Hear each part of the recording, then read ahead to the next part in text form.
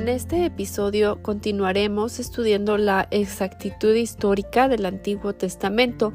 Entonces ya vimos en el episodio anterior 3 evidencias extrabíblicas que confirman la veracidad del Antiguo Testamento, incluyendo la domesticación de camellos en la época patriarcal, las cartas de Amarna, descubiertas en 1887, las cuales confirman lo que leemos en el libro de Jueces, y la inscripción de Tel Dan, la cual hace referencia a la casa de David, de la que leemos repetidamente en el Antiguo Testamento. Entonces, en este episodio, acompáñenos a analizar 7 evidencias más, aunque bueno, sabemos que hay muchas otras. Entonces, continuemos con la número 4. Y es esta piedra moabita, descubierta en 1868, que data del 840-835 a.C. y confirma lo que nos dice Segunda de Reyes 3, del 4 al 27. En el siglo 9 a.C., el rey Mesa de Moab relata en esta piedra la crónica de sus victorias militares sobre sus enemigos, y esto incluye Israel y Judá, y menciona la casa de David. Ahora, vamos al número 5, y en Primera de Reyes 9, 17 al 19, leemos que Salomón fortificó Hazor, Weser, Balat, Tadmor y otros lugares, y una vez más hay evidencia arqueológica como son las llamadas puertas salomónicas de Weser o Geser, puerta salomónica de Hazor. Estas puertas de Salomón se refieren a las puertas de 3 ciudades de Hazor, Megiddo y Geser, mencionadas en el primer libro de Reyes, donde se dice que el rey Salomón las construyó para proteger estas ciudades de ataques militares, y de esta manera el rey Salomón entonces consolidaba el reino de su padre David. Y parte de esta consolidación consistió en fortificar muchas de las ciudades de Israel. De hecho, un estudio de este lugar, Geser, ofrece el contexto para el relato bíblico. Entonces, aquí este punto es la evidencia arqueológica que hay de estas puertas salomónicas hasta la fecha. Número 6, también lo que leemos en Primera de Reyes 14, 25 y 26, que son los marfiles de Megiddo.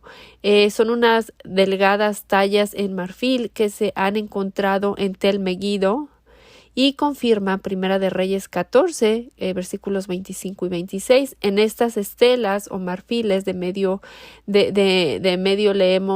Oriente leemos los relatos de Sisac, quien tuvo una intrusión militar en Judá e Israel, y lo que leemos sobre su estímulo militar. Entonces, en este punto, Jeroboam y Reboam eran reyes en el norte, y perdón si estoy pronunciando mal los nombres, la verdad es que es difícil mencionar los lugares y los nombres, pero bueno, aquí están las citas, como en este caso es Primera Reyes 14, 25 y 26. Entonces, como les digo, estos 2 reyes eran reyes en el reino del norte y del sur respectivamente, y una vez más vemos un registro bíblico respaldado por un registro extrabíblico, siendo el extrabíblico los marfiles de Megiddo, y el bíblico Primera Reyes 14, versículos 25 y 26. Número 7, podemos saber que los reyes mencionados en los libros de Primera y Segunda de Reyes fueron reales. Bueno, pues también hay evidencia extrabíblica de que estos reyes existieron. Por ejemplo, y voy otra vez a mencionar nombres difíciles de pronunciar, pero Tiglat-Pileser, quien gobernó entre 745 y 727 a.C., también Salmanasar, rey de Asiria, quien atacó a Oseas, rey de Israel, y quien reinó de 726 a 721, y de quien leemos en Segunda de Reyes 17. También Sennacherib, rey de Asiria, quien atacó y tomó las ciudades fortificadas de Judá, de quien leemos en Segunda de Reyes 18, y quien murió en enero del año 681 a.C. En Nínive, que ahora viene siendo Irak, y quien reinó del 705 al 681 a.C. Y por supuesto Nabucodonosor, de quien recuerdo haber estudiado en la escuela, este rey de Babilonia, quien marchó contra Jerusalén y su ejército la sitió, y de quien leemos también en la Biblia. Y sabemos que se llevó los tesoros del templo del Señor y del palacio real, y quien se llevó, como la Biblia lo relata, la flor y nata del país. Esto lo leemos en Segunda Reyes 24. Y obviamente hay muchísimo más reyes que pudiera seguir mencionando, pero el punto es que todos estos reyes que son mencionados en las Escrituras, también leemos de ellos en registros asirios y babilónicos durante los ataques, leemos de esto, de los ataques de Israel y Judá, y vemos los nombres inclusive los reyes de Israel y Judá mencionados en los relatos de Asiria y Babilonia, confirmando así lo que las Escrituras nos dicen. Evidencia número 8. La Biblia menciona la adoración a Baal constantemente, y bueno, tenemos evidencia de que efectivamente adoraban a Baal, y hay unas tablillas de Ras Shamra descubiertas en 1929 que datan de 1700 a 1500 a.C. Y leemos historias sobre Baal y las prácticas religiosas cananeas del culto a este dios o ídolo, y la práctica religiosa pagana del sacrificio de niños, prohibida obviamente por el único Dios verdadero, como lo leemos en Levítico 20. Y entonces se han encontrado aproximadamente 1500 textos y fragmentos hasta la fecha, y todos los cuales han sido fechados del siglo 8 y 9 antes de Cristo. Los más famosos de los textos de Ugarit son aproximadamente 50 poemas. Y el documento literario más importante recuperado de Ugarit es probablemente el Ciclo de Baal, que describe la base de la religión y el culto a Baal. Entonces, toda esta adoración que leemos de la Biblia a este ídolo o dios pagano, bueno, es confirmado también en otras, extrabíblicamente, como es la tablilla de Ras Shamra. Ahora, la evidencia número 9. En la historia secular podemos leer de la caída de Asiria. Pero de hecho el profeta Nahum profetizó su caída de esta nación, y hacia fines del siglo 7 a.C. el imperio asirio comenzó su rápido descenso. Los babilonios junto con los medos tomaron varias ciudades asirias en 615 antes de Cristo, y la capital asiria de Nínive cayó en el 612 antes de Cristo.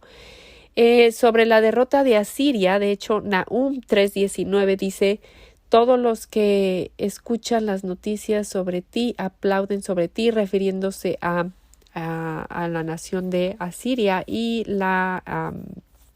el juicio que caería sobre esta nación. Como les digo, que también leemos de esta destrucción que el Señor de la que el Señor había advertido, y sabemos ahora en la historia secular. Entonces, ahora vayamos con la última evidencia. Como les digo, no las son todas, hay muchas, pero veamos la 10ª.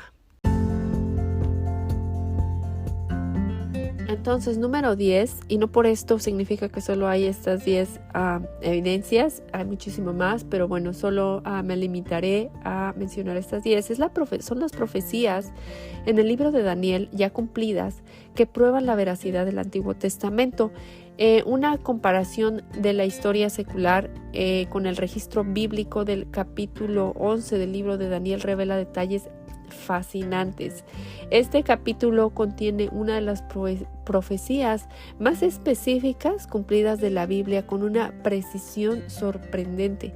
Y solo por mencionar algunos ejemplos, en el versículo 5 de Daniel 11 leemos, y cito: «Y se hará fuerte el rey del sur, mas uno de sus príncipes será más fuerte que él y se hará poderoso, su dominio será grande».